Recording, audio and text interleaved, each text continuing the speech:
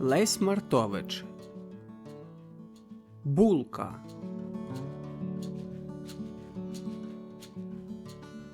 Ікс запросив свого бюрового товариша Мілька перед обідом до себе на чарку лікеру.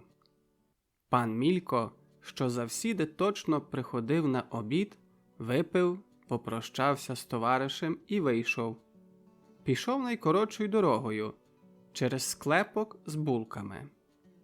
Лишень зачинив за собою склепові скляні двері, збентежився, як той заєць, що його з усіх боків пси обскочать. Перед склепиком стояла бричка, а в ній сидів пан маршалок. Мілько хотів незамітно втекти, але пан маршалок завважив його. «Моє поважання, пане Мільку, якся маєте?» Пан Мілько затрусився, як осиковий лист восени. «Моє поважання. Я підводив пана Ікс. Навмисно через склепок, щоби побачитися з красною склепаркою», – зареготався пан маршалок. Мількові стали сльози в очах. «Але ж, пане ласкавий, як можна?» «Но-но», – успокоював пан маршалок. «Жарте, пане Мільку, адже я знаю, що з вас примірний муж». Пан Мілько побіг додому, як попарений. Добродушна усмішка щезла з його обличчя. Журба зависла над його лисою головою, наче чорна хмара. Від бистрого ходу впрів. Прибіг додому, сів на фотель і холодився, махаючи капелюхом. «Що за нещастя? Що за нещастя?» – бурмотів під носом. Увійшла жінка, висока, худа, із злобними очима. Аж пашіла така рум'яна, тепер що лиш висварившись із кухаркою. Зараз завважила зміну на чоловікові. «А тобі що?» Мілько шпурнув капелюх на стіл. «Дай мені спокій, нещастя, кажу тобі, вічна компрометація». Тепер прийшла черга на жінку зажуриться.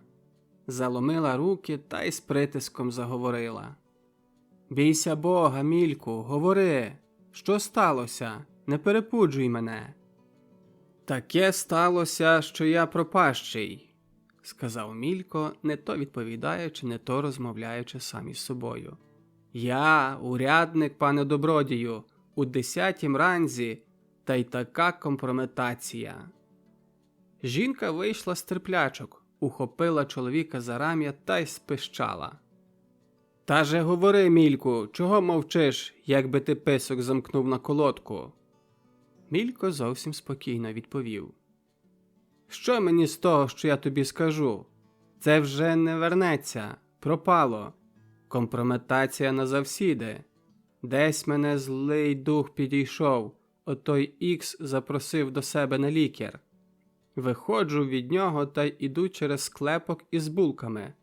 Лиш я двері за собою зачинив, дивлюсь, стоїть бричка, а в бричці пан маршалок.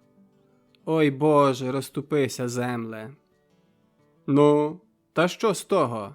– нетерпеливилася жінка. Мілько покивав головою.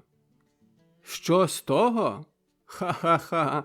Вона каже, що з того? Та що більше треба? Що ж він собі подумає за мене? Я, урядник, пане добродію, у 10-м ранзі, та йшов булку купувати за 2 крейцарі. Чи може вже бути більша компрометація? Бодай же він був з попелів, заків творив пащеку, аби мене на лікер запросити». Жінка посумніла. «Ще цього хібувало. Мене прозивають міщанкою». Вона була донька горожанина таки з того містечка, але тепер уже пані. «А за тебе будуть говорити, що купуєш булки по 2 крейцарі». Мілька аж у горлі стисло, так ревно зажурився. «Боже, Боже, що то може наробити одно ніщо, гей! Адже в мене є кухарка. Плачу їй 5 ринських на місяць, а люди будуть гадати, що я сам ходив булку купувати за 2 крейцарі. Та мені тепер ніяк показатися в поряднім товаристві. Маршалок розповість кожному, що видів, як я сам булку купував. Спер лису голову на долоню, задумався глибоко та й розмовляв із собою. Нема іншого виходу, лиш подаватися на перенесення. Але ж бо матеріальна руїна. Тут продай хату й реальність, а там не купиш. Хату й реальність дістав Мілько за жінкою. Стала жінка щиро його радити. Що нам з хати, коли встид за встидом? Тут у мене повно кривняків, а то самі прості люди. Зі щирості та доброти компрометують, де здиблять.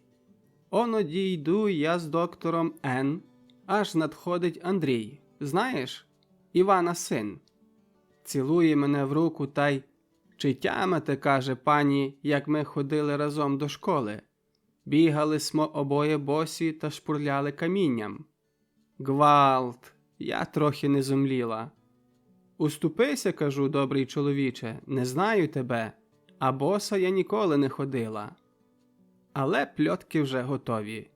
Що з того, що ношу тепер нові лакерки, коли обсуджуватимуть, що я боса ходила до школи? Мілько 3 ночі не спав, а 3 дні ходив, як строєний. Так йому та булка заїхала в голову. Де тільки 2 люди говорили і сміялися, йому так і виділося, що то через ту булку. Та це ще байка. Але ж бо пан Мілько, як тільки коли побачив булку, зараз трясся, як у пропасниці. Боявся булки, як чорт свяченої води. Таки йому ляк дала. Бо то треба знати. До простого чоловіка розпечи залізні трійчаки до червоності та й йому до очей, джі, та може здригнеться. А урядник у 10-м ранзі, як коли то і булки перелякається. 1899 рік.